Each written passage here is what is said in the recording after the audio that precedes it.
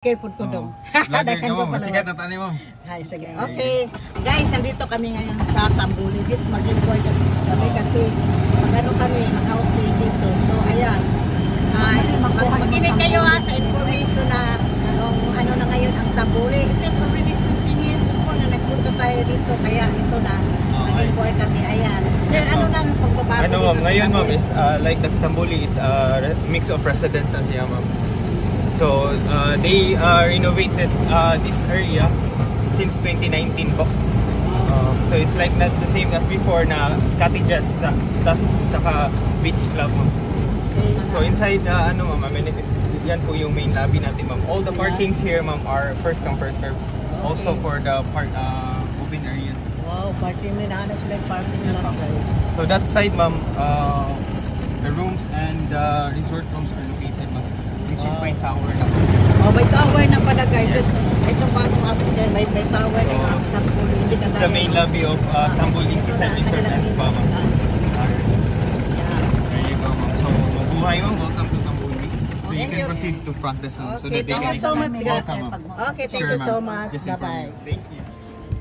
Okay, nandito na kami sa loob. Gusto namin mag-inquire. Good morning! Saan kami mag-inquire? Front desk lang ma'am. Okay, thank you.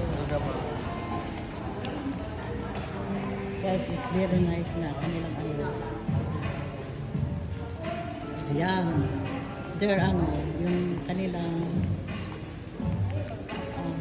ayan, receiving section. Ayan. And that is their swimming pool, guys. They are going up to the information para mag-inquire po.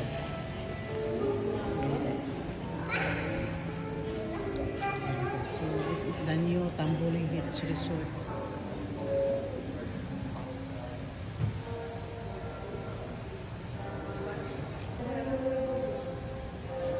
That is their reception center. So, ayun po.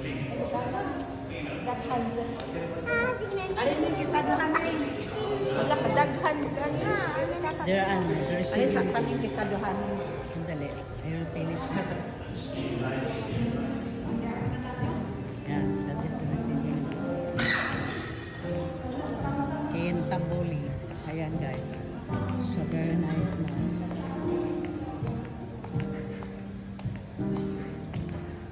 At yun, it is Tambuli Seaside Living.